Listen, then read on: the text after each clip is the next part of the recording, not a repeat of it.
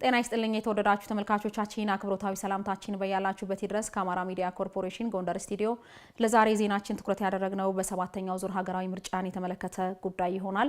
እነኚህን የተመለከቱ ዘገባዎችን ወደ እናንተ ይዘን እንቀርባለን። ከዜናዎቹ ጋር መቤቱ ነኝ አብሬያችሁ ቆይታ አደርጋለሁ። አብራችሁን ሁኑ። ሰባተኛውን ዙር ሀገራዊ ምርጫ በስኬት ለማከናወን በሚደረገው ጥረት ንቁ ተሳታፊ ለመሆን እየተዘጋጁ መሆኑን ያነጋገርናቸው የጎንደር ከተማ ሴቶች ተናገሩ። ተስፋዬ ጋሹ በዚህ ጉዳይ ላይ ተጨማሪ ዘገባ አለው። ሴቶች በምርጫ ሂደት ውስጥ ያላቸው ተሳትፎ የማንኛውም ዲሞክራሲያዊ ስርዓት የጀርባ አጥንት ነው። ሴቶች እንደ መራጭ እንደ እጩ ተወዳዳሪና እንደ ውሳኔ ሰጪ አካል ያላቸው ሚና በአገሪቱ ፖለቲካዊ፣ ኢኮኖሚያዊና ማህበራዊ እድገት ላይ ከፍተኛ ተጽዕኖ ይፈጥራል። በጎንደር ከተማ አስተዳደር ሰባተኛውን ዙር ምርጫ በስኬታማነት ለማከናወን በሚደረገው ጥረት ሴቶች በመራጭነትና በሌሎችም ጉዳዮች ንቁ ተሳታፊ እንዲሆኑ እየተሰራ መሆኑን ያነጋገርናቸው የስራ ኃላፊዎች ተናግረዋል። ስሜ ዛብነሽ ካሳው ነው የሚባለው። ምርጫን በተመለከተ እንግዲህ ሴቶች በመራጭነት፣ በአስመራጭነት፣ በታዛቢነትና በተመራጭነት እንዲሳተፉ በተለይ ደግሞ ሴቶች የማህበረሰቡ ከግማሽ በላይ አካል ናቸው። ስለዚህ ያለ ሴቶች ተሳትፎ ምርጫ የምታደርገው ምንም ውጤታማ አይሆንምና ሴቶች እንዲሳተፉ ከታች ከቀጠና ጀምረን በደንብ በንቅናቄ ግንዛቤ እንፈጥራለን። ስሜ ማርታ ፈንታውን ይባላል። አንድ መንግስት ነው የሚቀጥለው በምርጫ ነው። ሴቱም ወደዚህ ላይ በጣም ደስተኛ ነው። ምክንያቱም ሴት የሰላም እናት ናት። ሴት ሰላም ፈላጊ ናት። ምርጫንም ለመምረጥ ለመመዝገብ ዝግጅት ላይ ነን። ከስድስተኛው ሀገራዊ ምርጫ መልካም ተሞክሮ መውሰድ እንደሚገባ ያነሱት በብልጽግና ፓርቲ የማዕከላዊ ጎንደር ዞን ሴቶች ክንፍ ስራ አስፈጻሚ ገበያ ተገኘ ታማኒነት ያለው ምርጫ እንዲካሄድ ለተፎካካሪ ፓርቲዎች እድል መስጠት እንደሚገባ ገልጸዋል።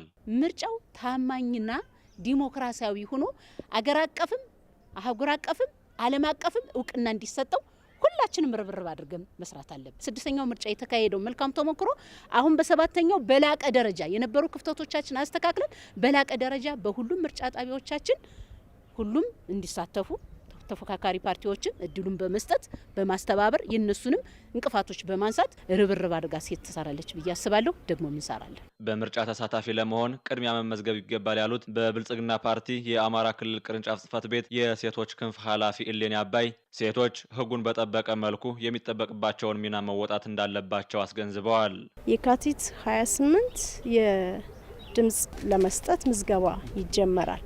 በዛኔ ሴቶች የሀገራቸውን መጻኢ ዕድል የሚወስኑበት፣ ፍትህ ለማግኘት፣ ልማት ለማግኘት፣ ዲሞክራሲ ለማስፈን የሚወስኑበት፣ የህፃናት መብት እንዲከበር፣ የሴቶች መብት እንዲከበር የሚወስኑበት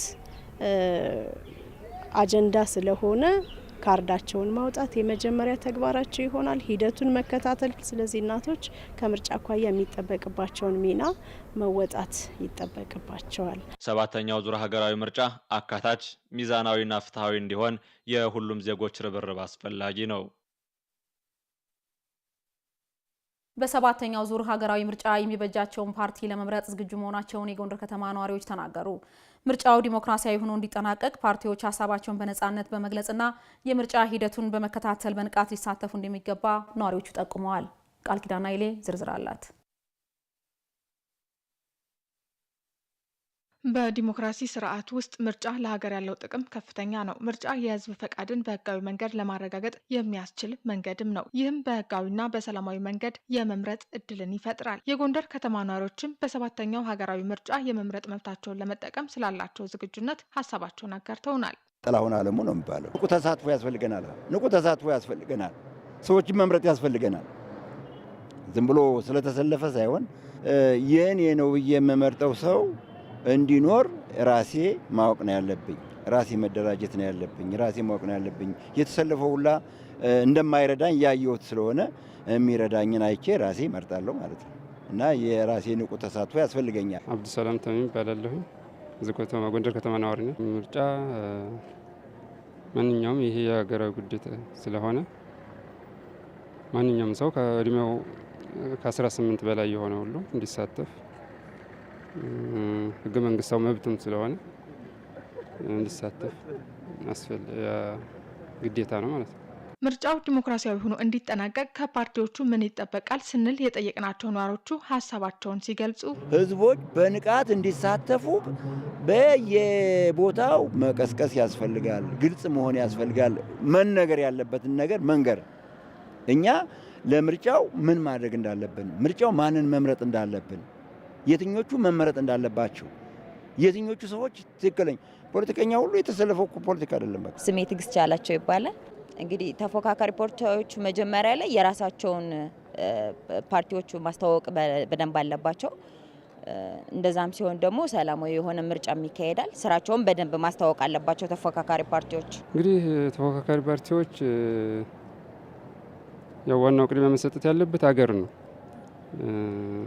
አገር በተመለከተ ያው ሁሉም ሰላማዊ ፍትሐዊና ተአማኒነት ያለው ምርጫ እንዲደረግ ደግሞ ያው በሚመለከተው አካል በሙሉ ግድ ጥረት መደረግ ያለበት እላለሁ። አንተነህ አወቀ እባላለሁ።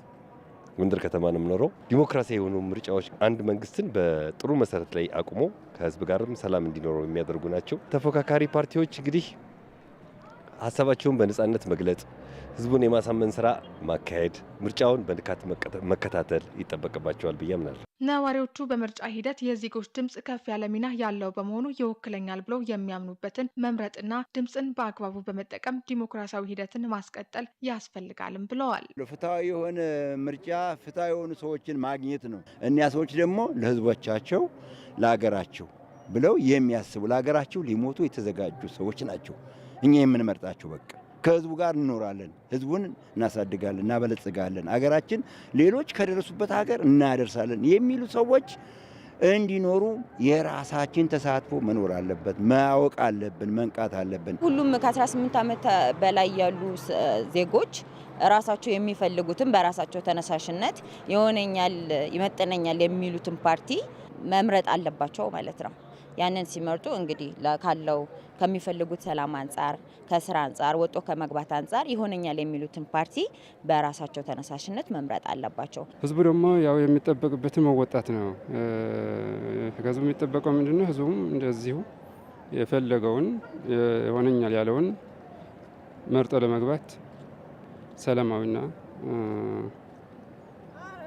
ሁሉም ነገር ጥንቃቄ በተሞላበት እንዲሆን ያስፈልጋል። ምርጫው ሰላማዊ ሆኖ እንዲጠናቀቅ ዋናው ድርሻ መውሰድ ያለበት የአንበሳውን ድርሻ መውሰድ ያለበት ህዝቡ ነው። በዛ ላይ ደግሞ ያለምንም መሳቀቅ የሚፈልገውን ፓርቲ ለመምረጥ ሙሉ ነጻነት እንዳለው አውቆ ያን መብቱን ተግባራዊ ማድረግ አለበት ብዬ አምናለሁ። ምርጫው ሰላማዊና ዲሞክራሲያዊ እንዲሆን መንግስትና ህዝብ በቅንጅት መስራት ይጠበቅባቸዋል የነዋሪዎቹ አስተያየት ነው። ለሰባተኛው ዙር ሀገራዊ ምርጫ ትክክለኛና ወቅታዊ ተአማኒ መረጃዎችን የማድረስ ሚናውን እንደሚወጣ የጎንደር ከተማ አስተዳደር የመንግስት ኮሚኒኬሽን መምሪያ ገለጸ። መምሪያው ማህበረሰቡ ከሐሰተኛ መረጃ እንዲጠበቅ የሚዲያ ተቋማት ኃላፊነታቸውን እንዲወጡም ጥሪ አቅርቧል። ደስታ ካሳ ዝርዝር ዘገባ ይዟል።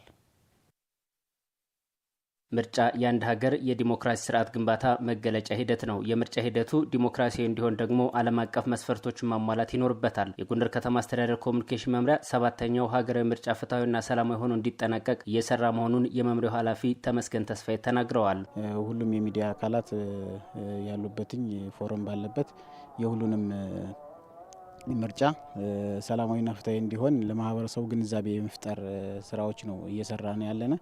ምርጫው በምን አይነት መንገድ ይሆናል የሚሉትንም እነሱ ከምርጫ ቦርድ የሚመጡትን እንትን ለህዝቡ ግንዛቤ በመስጠት ላይ ነው ያለን። ማንኛውም ተፎካካሪ ፓርቲ ማኒፌስቶንም ሆነ ሌሎችንም እንትኖች ካለ እኩል የሆነ ፍትሐዊ በሆነ መንገድ ነው ምናንተ የምንለው ምንሰጠው። ስለዚህ ማንኛውንም የመጡትን እንትኖች በዚህ መንገድ ነው እያሰብን እቅዶችን ማቀደን እየሰራን ያለ ነው። ምርጫ የራሱ ህግና ደንብ እንዳለው የገለጹት መምሪያ ኃላፊው ማህበረሰቡ ይበጀኛል የሚለውን ፓርቲ መምረጥ ይገባዋልም ብለዋል። ማህበረሰቡ ይጠበቅበታል ብዬ ማስበው የምርጫን ህጎችን ማወቅ አለበትኝ። ህግና ደንቦች አሉት፣ የምርጫ ህግና ደንቦች፣ እነዛን አውቆ ይበጀኛል የሚለውን ፓርቲ እንዲመርጥ መሆን አለበት የሚል ሀሳብ ነው የምሰጠው። የምርጫ ሂደቱ የተሳካና ውጤታማ እንዲሆን የሚዲያ ተቋማት ኃላፊነታቸውን ሊወጡ እንደሚገባ የጠቆሙት መምሪያ ኃላፊው የምርጫ ምዝገባና ሂደቱን ማሳወቅ ይገባልም ነው ያሉት። የሚዲያ ተቋማት ማህበረሰቡን ግንዛቤ ሲፈጥሩ የተሳሳተ መረጃን ሳይሆን ትክክለኛውን መረጃ ማህበረሰቡ እንዲያውቀው የማድረግ ስራ መሰራት አለበት። ማህበረሰቡ የተሳሳተ መረጃ ከያዘ ወደ ተሳሳተ አመለካከት ነው የሚሄደውና ይህን ግልጽ በሆነ መንገድ ህዝቡ ግንዛቤ እንዲኖረው ማስጨበጥ አለበት። ለምሳሌ የምርጫ ቀኖች ሲደርሱ፣ የምርጫ ምዝገባዎች ሲደርሱ፣ የምርጫ ካርድ እንዴት መውጣት እንዳለባቸው እነሱ ነገሮች ሲመጡ እነዚህ ነገሮች በግልጽ ማህበረሰቡ መረጃ የሚወስደው ከሚዲያ ስለሆነ ሚዲያውን በአግባቡ ቢመራ የበለጠ ውጤታማ ይሆናል የሚል ሀሳብ ነው ያለኝ። መምሪያው በቀጣይ ጊዜያት የምርጫ ሂደቱን የሚመለከቱ መረጃዎችን ለከተማ ነዋሪዎች ተደራሽ እንደሚያደርግ አመላክቷል።